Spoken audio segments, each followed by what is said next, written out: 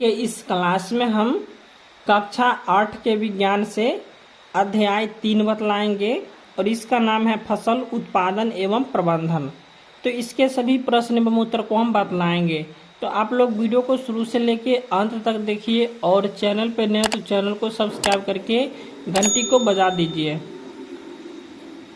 तो चलिए अब हम प्रश्न की ओर बढ़ते हैं। यहाँ पे पहला प्रश्न दिया, सही विकल्प चुनिए। तो एक का एक में दिया हुआ है धान की फसल है, तो धान की फसल कौन सी फसल है? खरीफ फसल है, ठीक है। उसके बाद यहाँ पे 2 में है चना की फसल है, तो चना की फसल रबी फसल होते हैं।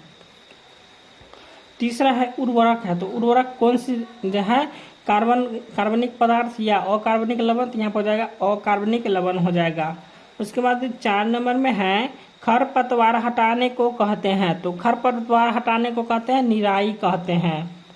उसके बाद 5 में है अनाज का भंडारण किया जाता है, तो सभी में हो जाएगा।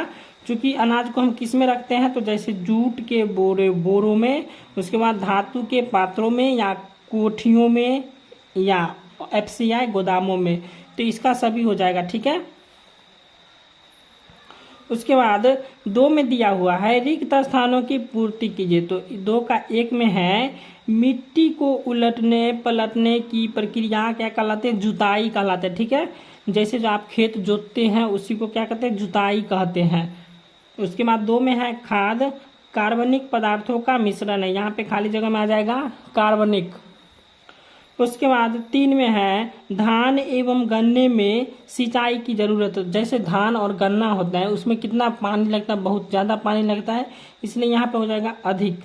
तो धान एवं गन्ने में जो है अधिक सिंचाई की जरूरत होती है, यहाँ पे खाली जगह में आ जाएगा अधिक। उसके बाद चौथा प्रश्न दिया हुआ है केचुए को किसान का मित्र कहा जाता है। उसके बाद 5वां प्रश्न है फलदार पौधे के को जो है पानी देने का सबसे अच्छा तरीका जो है सो ड्रिप तंत्र है।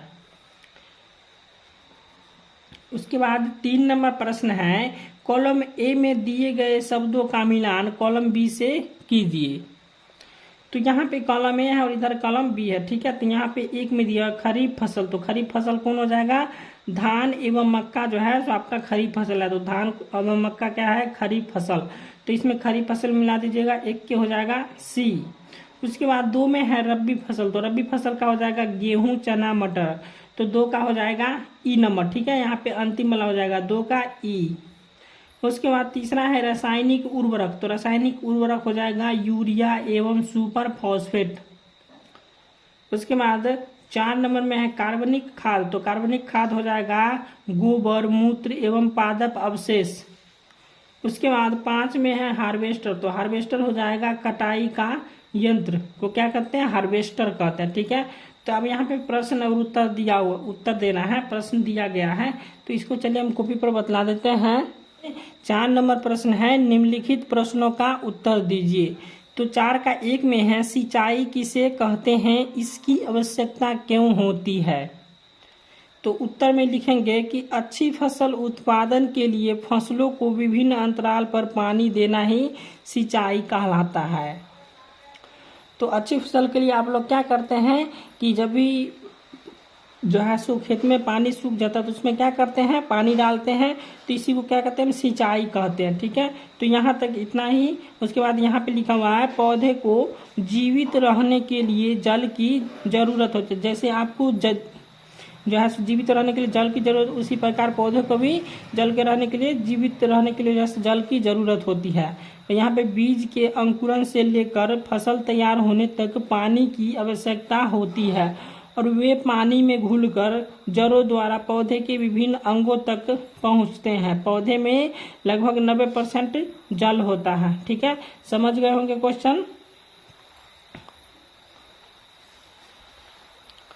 उसके बाद सिंचाई की आवश्यकता को इस प्रकार प्रकट किया जा सकता है, जैसे यहाँ पे क में है अंकुरण के लिए, ठीक है। उसके बाद ख में लिखे हैं कि पौधों की वृद्धि के लिए। उसके बाद ग में है पत्ती तथा टहनी में वृद्धि के लिए। उसके बाद घ में हो जाएगा भोजन तैयार करने में।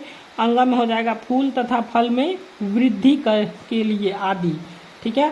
तो ये प्रश्न आपको अच्छा लगा तो वीडियो को लाइक कीजिएगा। अब यहाँ पे दूसरा प्रश्न है खाद एवं उर्वरक में क्या अंतर है? तो यहाँ पे उर्वरक है तो उर्वरक में हो जाएगा ए में, और इधर खाद में लिखा, ठीक है। तो उर्वरक और खाद में अंतर हो गया, इसी प्रकार से लिखिएगा। जैसे यहाँ पे उर्वरक हो जाएगा ये कृत्रिम रूप में बनाए गए अकार्बनिक पदार्थ है। उसके बाद इसका ए में हो जाएगा ये प्राकृतिक पदार्थों से प्राप्त होने वाले कार्बनिक पदार्थ है, ठीक है। तो उर्वरक मतलब खाद होता है, ठीक है। ये जो है सो कृत्रिम रूप से बनाए गए अकार्बनिक पदार्थ है। मतलब क्या, ये जो है सो आदमी बनाता है और ये प्राकृतिक द्वारा बनाया जाता है, ठीक है। तो ये हो जाएगा कार्बनिक, और अकार्बनिक हो जाता है मनुष्य द्वारा बनाया गया खाद्य पदार्थ। उसके बाद बी में है ये मृदा में किसी विशेष तत्व को आपूर्ति करते हैं। उसके बाद ये जो है ये मृदा में सभी तत्वों की आपूर्ति करते हैं। उसके बाद सी में है ये सांद्रित रूप में होते हैं और ये सांद्रित रूप में नहीं होते हैं। उसके बाद डी में है इसका अधिक प्रयोग हानिकारक होता है, और इसका डी में हो जाएगा इसका अधिक प्रयोग हानिकारक नहीं होता है। उसके बाद ई में है इसका स्थानांतरण आसान होता है और इसका स्थानांतरण जो है कठिन होता है, ठीक है।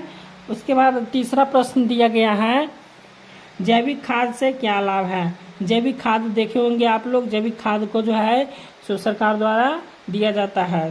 तो यहाँ पे देख लीजिए जैविक खाद से निम्नलिखित लाभ है। जैसे यहाँ पे क में लिखे है जैविक खाद से मिट्टी की जल सोखने की क्षमता में वृद्धि होती है। मिट्टी से जल सोखने में जो है क्षमता होती है, ठीक है। तो जैविक खाद का क्या होता है कि मिट्टी की जल सोखने की क्षमता में जो है वृद्धि होती है। उसके बाद यहाँ पे ख में है जैविक खाद से मिट्टी भूरी एवं लिखा हुआ है संरक्षण हो जाती है, जिसके कारण गैस विनिमय सरलता से होता है। उसके बाद ग में है जैविक खाद से मित्र जीवाणुओं की संख्या में वृद्धि होती है। घ में कि जैविक खाद से मिट्टी का गठन में सुधार होता है। उसके बाद अंग में है जैविक खाद से मिट्टी में ह्यूम प्राप्त होता है। उसके बाद चौथा प्रश्न है खरपतवार क्या है, हम उनका नियंत्रण कैसे करते हैं? तो इसको हम इस प्रकार से लिखेंगे खेतों में फसली पौधों के साथ साथ कुछ अवांछनीय पौधे भी उग जाते हैं और इन अवांछनीय पौधों को खरपतवार कहते हैं। जैसे में समझिए जैसे आप किसी फसल को करते हैं, जैसे हम गेहूं किए, ठीक है। तो उसमें जो है क्या होता है उसमें जो है सो दुब्बी उग जाता है, मोथा उग जाता है, और उसके बाद जो है सो भांग उग जाता है। तो इसको क्या करते हैं हम काट देते हैं, तो इसी को क्या कहते हैं खरपतवार कहते हैं। और यही हो गया अवांछनीय पौधा। उसके बाद अच्छी फसल उत्पादन के लिए खरपतवार पर नियंत्रण आवश्यक होता है और इसके नियंत्रण के लिए निम्नलिखित उपाय किए जाते हैं। जैसे यहाँ पे क में है खेत की जुताई कर, उसके बाद ख में है खुरपी या हाथ से निकाल कर, उसके बाद ग में है रसायनों का प्रयोग कर, यानी कि दवा का जो है सो स्प्रे जो हम करते हैं तो उससे जो क्या होता है कि खरपतवार सूख जाता है। उसके बाद पांचवा प्रश्न है फसलों की उपज में सुधार हेतु महत्वपूर्ण सुझाव दीजिए। तो इसका उत्तर हम लिखेंगे फसलों की उपज से सुधार हेतु महत्वपूर्ण सुझाव है। इसका क में हो जाएगा मिट्टी स्लैश दिया हुआ है खेत को ठीक से तैयार करना। क्या करना है? खेत को ठीक से तैयार करना, तभी तो अच्छी फसल होगा। उसके बाद है उत्तम बीज का चयन करना, बीज ही अच्छा नहीं रहेगा तो उसके बाद अच्छा फसल होगा आपके पास नहीं होगा। तो यहाँ पे समय से बुआई करना, ठीक है। तो जब भी समय आता है तो इसका बुआई किया जाता है, और समय समय पर सिंचाई करना, यानी कि समय समय पर क्या करना है पानी देना है। उसके बाद यहाँ पे समय समय पर निकौनी यानी कि कमठौनी करना है। कमठौनी समझ गए होंगे। जैविक खाद का अधिक से अधिक प्रयोग, यानी कि खाद आपको अधिक से अधिक डालना है, जो भी खाद हो। उसके बाद 6 में है वैज्ञानिक पद्धति से खेती करना है। उसके बाद जो में है केचुए का प्रयोग, केचुए जो है किसान के मित्र होते हैं। उसके बाद 6 में है केचुए को किसान का मित्र कहा जाता है, क्यों? तो ये प्रश्न आपके परीक्षा में आए थे इस बार अर्धवार्षिक परीक्षा में।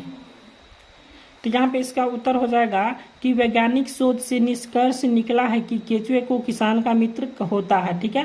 केचुआ जो है किसान का मित्र होता है, क्योंकि केचुए भोजन के रूप में मिट्टी को ग्रहण करता है और उसमें रासायनिक अधिकता को कम कर मल के रूप में बाहर निकाल देता है और निश्चित भूभाग में निश्चित मात्रा में केचुए को डालकर उसका उर्वरक शक्ति को वापस लाया जा सकता है। इतना ही नहीं, बहुत कम खर्च में जैसे केचुए को उपलब्ध किया जा सकता है और इन सभी कारणों से जो है सो केचुए को किसान का मित्र कहा जाता है। तो समझ गए होंगे केचुए को किसान का मित्र क्यों कहा जाता है।